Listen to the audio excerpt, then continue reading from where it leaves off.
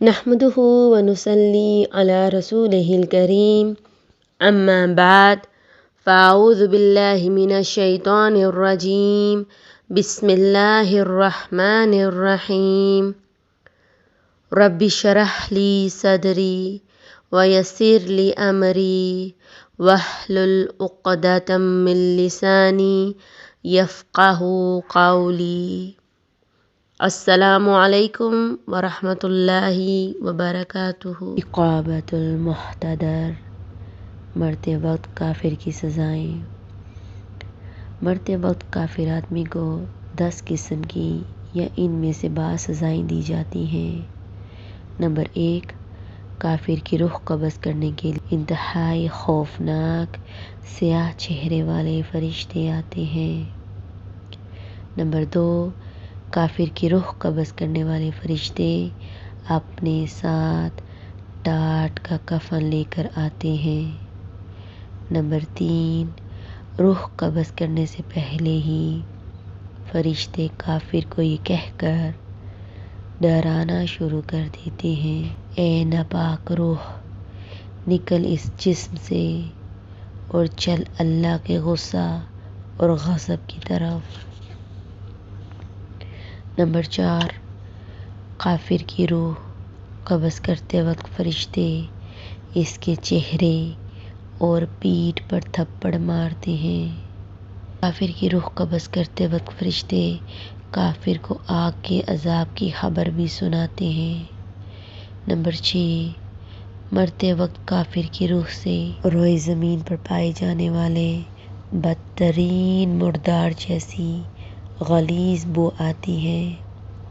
Number 7، کافر روح کی بدبو محسوس کر کے زمین و آسمان کے درمیان اور آسمان میں موجود تمام فرشتے اس پر لعنت بھیجتے ہیں۔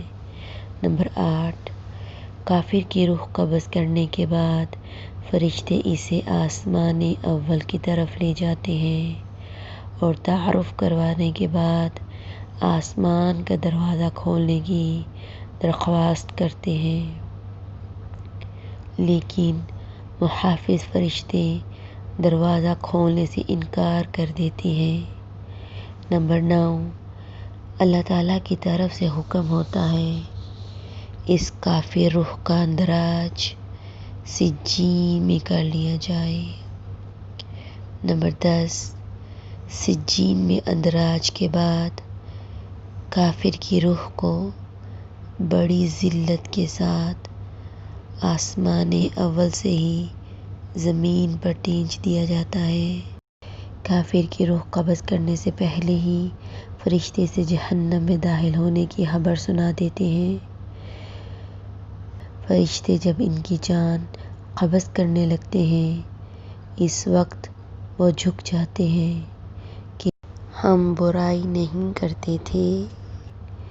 کیوں نہیں؟ اللہ تعالیٰ خوب جاننے والا ہے جو کچھ تم کرتے تھے۔ جہنم کے دروازوں سے ہمیشہ کے لیے داخل ہو جاؤ، اور متکبرین کے لیے بہت بری جگہ ہے۔ سورۃ نحل آیت نمبر 29-28۔ کافر کی روح قبض کرتے وقت فرشتے ان کے چہروں پر تھپڑ اور پیٹھوں پر کوڑے مارتے ہیں اور ساتھ ساتھ آگ کے عذاب کی خوشخبری بھی دیتے ہیں۔ کاش تم وہ منظر دیکھ سکو جب فرشتے کافروں کی روح قبض کر رہے ہوتے ہیں اور ساتھ ساتھ ان کے چہروں اور پیٹھوں پر ضربے لگا رہے ہوتے ہیں اور کہتے ہیں اب جلنے کے عذاب کا مزہ چکھو۔ سورۃ الانفال آیت نمبر 50۔ اس وقت کیا حال ہوگا کافروں کا جب فرشتے ان کی روح قبض کریں گے اور ساتھ ان کے چہروں اور پیٹھوں پر مار رہے ہوں گے۔ سورۃ محمد آیت نمبر 27۔ کافر کی روح قبض کرنے سے پہلے فرشتے اسے خوب ڈانٹتے ڈپٹتے ہیں، فرشتے اسے خوب ڈانٹتے ڈپٹتے ہیں اور رسوا کن عذاب سے دوچار ہونے کی خوشخبری سناتے ہیں۔ کاش تم کافروں کو اس وقت دیکھو جب وہ موت کی سختیوں میں پھنسے ہوتے ہیں اور فرشتے ہاتھ پھیلائے ہوئے کہہ رہے ہوتے ہیں، نکالو اپنی جانیں، آج تمہیں ذلت کا عذاب دیا جائے گا، کیونکہ تم اللہ کی طرف سے ناحق باتیں منسوب کیا کرتے تھے اور اس کی آیتوں سے تکبر کیا کرتے تھے۔ سورۃ الانعام آیت نمبر 93۔ کافر کی روح قبض کرنے کے لیے سیاہ چہرے والے عذاب کے فرشتے آتے ہیں۔ کافر کی روح لپیٹنے کے لیے عذاب کے فرشتے ٹاٹ کا کفن اپنے ساتھ لاتے ہیں۔ کافر کی روح اس کے جسم سے اتنی مشکل سے نکلتی ہے جتنی مشکل سے لوہے کی سیخ گیلی اون سے باہر نکلتی ہے۔ کافر کی روح سے روئے زمین پر پائے جانے والے بدترین مردار سے زیادہ غلیظ اور گندی بو آتی ہے۔ آسمان پر جاتے ہوئے جن جن فرشتوں کے پاس سے روح کا گزر ہوتا ہے وہ سب اسے لعنت ملامت کرتے ہیں۔ کافر کی روح کو اللہ تعالیٰ کے حضور لے جانے کے لیے آسمان اول کا دروازہ کھولنے کی درخواست کی جاتی ہے، لیکن محافظ فرشتے دروازہ کھولنے سے انکار کر دیتے ہیں۔ اللہ تعالیٰ کی طرف سے حکم ہوتا ہے کہ اس کافر کا نام سب سے نچلی یعنی 7ویں زمین کے نیچے موجود سجین جیل کے رجسٹر میں درج کر لیا جائے۔ سجین میں اندراج کے بعد کافر کی روح آسمان اول سے بری طرح زمین پر ٹینچ دی جاتی ہے۔ حضرت براء بن عازب رضی اللہ عنہ سے روایت ہے کہ ہم ایک انصاری کے جنازے کے لیے آپ صلی اللہ علیہ وآلہ وسلم کے ساتھ تدفین کے لیے نکلے۔ جب ہم قبرستان پہنچے تو قبر ابھی تیار نہیں ہوئی تھی، چنانچہ رسول اللہ صلی اللہ علیہ وآلہ وسلم بیٹھ گئے اور ہم بھی آپ صلی اللہ علیہ وآلہ وسلم کے گرد اس قدر خاموشی سے بیٹھ گئے کہ گویا ہمارے سروں پر پرندے بیٹھے ہوئے ہوں۔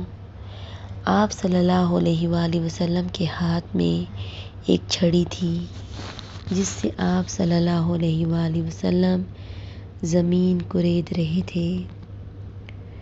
آپ صلی اللہ علیہ وآلہ وسلم نے سر مبارک اوپر اٹھایا اور فرمایا، عذاب قبر سے اللہ کی پناہ طلب کرو۔ آپ صلی اللہ علیہ وآلہ وسلم نے یہ بات 2 یا 3 مرتبہ ارشاد فرمائی، پھر فرمایا، کافر آدمی جب دنیا سے کوچ کرنے لگتا ہے اور آخرت کی طرف روانہ ہوتا ہے تو اس کی طرف سیاہ چہرے والے فرشتے نازل ہوتے ہیں، اس کے پاس ٹاٹ کے کفن ہوتے ہیں اور وہ اس سے حد نگاہ کے فاصلہ پر بیٹھ جاتے ہیں۔ پھر ملک الموت حضرت عزرائیل آتا ہے اور اس کے سر کے پاس بیٹھ جاتا ہے اور کہتا ہے، اے خبیث روح، نکل اور چل اللہ کے غصے اور غضب کی طرف۔ روح جسم کے اندر جاتی ہے اور فرشتے اسے اس طرح باہر کھینچتے ہیں جیسے کانٹے دار لوہے کی سیخ گیلی اون سے باہر نکالی جاتی ہے۔ فرشتہ اس کی روح نکال لیتا ہے تو دوسرے فرشتے لمحہ بھر کے لیے بھی اسے ملکن موت کے ہاتھ میں نہیں رہنے دیتے، بلکہ اسے ٹاٹ کے کفن میں لپیٹ لیتے ہیں۔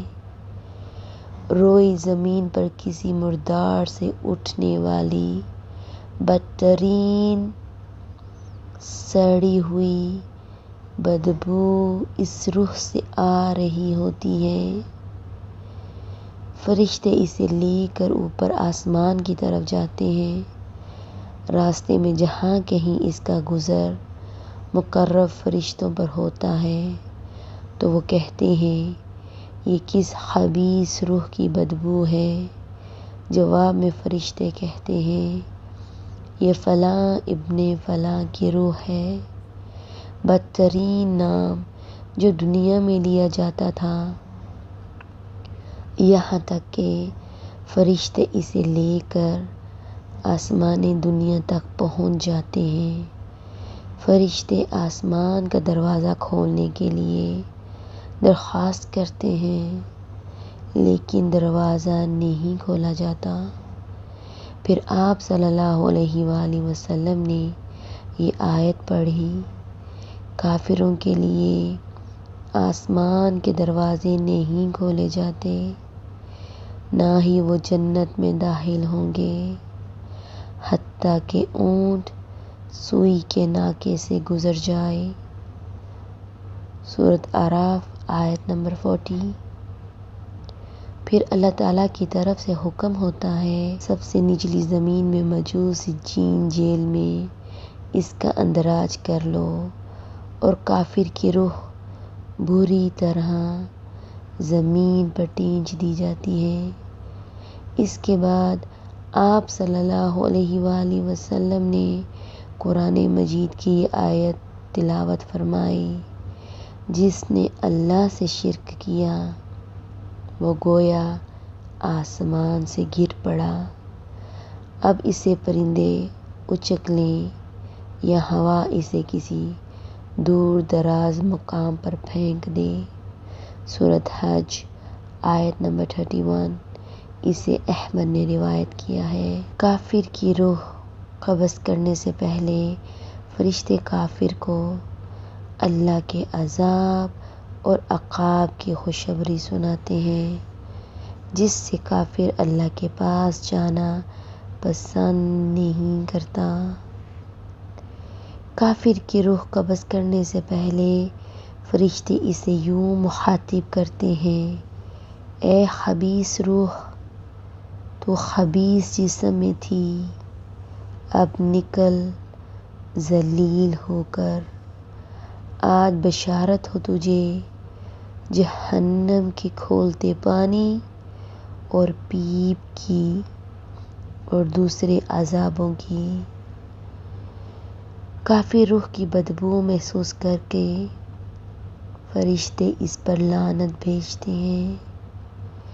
کافر روح کو سجین کی طرف لے جاتے ہوئے زمین کے دروازوں کے فرشتے روح کی بدبو محسوس کر کے شدید اظہار نفرت کرتے ہیں، یا اللہ یا رحمان، ہمارے کبیرہ صغیرہ گناہوں کو معاف فرما۔